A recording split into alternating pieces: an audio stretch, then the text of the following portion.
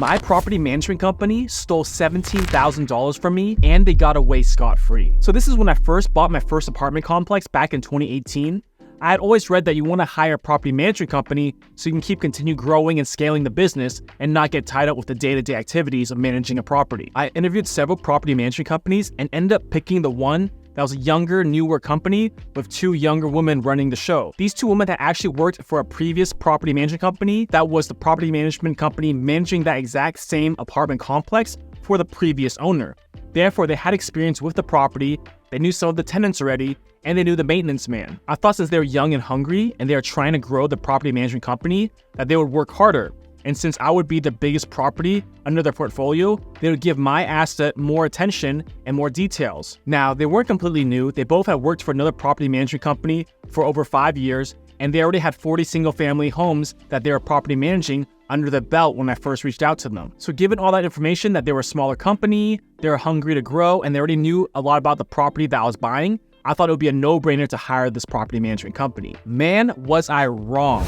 It was a nightmare. So everything seemed fine the first month. The transition was going on, communication was prompt, and I got my distribution on time for the first month. But the problem started showing up in the second month. The maintenance man had called me and complained that they were slow on paying his invoices for the work he had done. Also, several tenants said they were slow to respond to issues when they reported them for maintenance. I just chalked this up to the transition phase, and they're just working out the kinks of taking over a new property and shifting all the tenants over to this new management style, etc. And it was only the second month, so I wanted to give them some time to prove themselves. However, the third month, I never got my distribution or deposit, and they weren't answering their emails or calls. That's when I found out that they just weren't cut out to run and operate their own business, and that they had ran out of funds and mismanaged funds and were bankrupt, and they ghosted all their clients and hadn't paid any of them their rents for that month. I was quickly thrown into self-managing the property and had to put out notices ASAP so they wouldn't continue paying the old property management. It wasn't a smooth transition. I was just thrown in there and had to work with what I got. So at 14-unit apartment complex, 1 month of rent is really 14 rents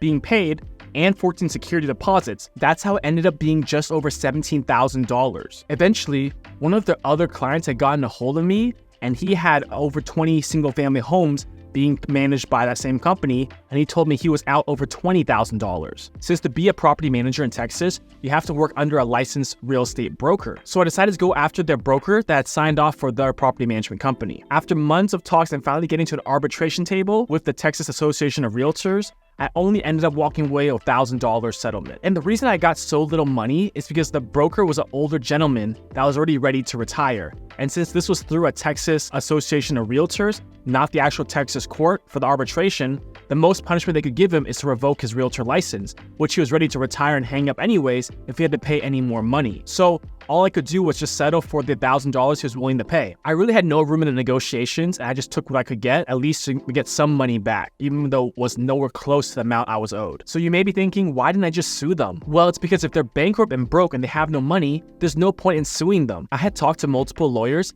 and they had said the legal fees alone is going to be more than $17,000. And even if I win, I just get a piece of paper, a judgment saying that I won and they owe me money. But if they have no money to pay me, then there's no point. It's just a piece of paper showing that they owe me money. So all the lawyers I talked to just said, forget about it. It's just going to be a lesson in business and you just have to eat the loss. It's crazy how people can get away with these things when they have nothing to lose. So a big lesson I learned is that saying that you hear, too big to fail, that's a real thing. If I can give some advice to you guys to avoid this happening to you, I would say look for a bigger, more established company with a longer track record, even if they're more expensive than a smaller, younger company. And this isn't just property management, this is just in general for any kind of company you're gonna hire. Hiring a new company just starting up is a lot more risk. Yes, there could be more reward at the end, but there's also a lot more risk.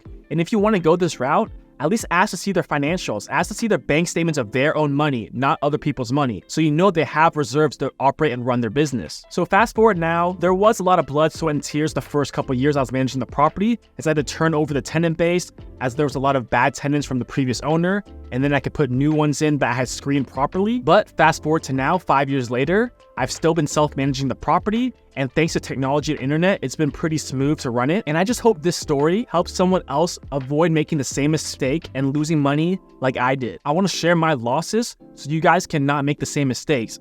I'm taking one for the team so everyone can grow and just be better. If you have any questions, feel free to leave a comment below. If you found any value from this video, please like the video and subscribe to the channel for more real estate, personal finance, and travel hacking content. Thank you guys, and I'll see you in the next video.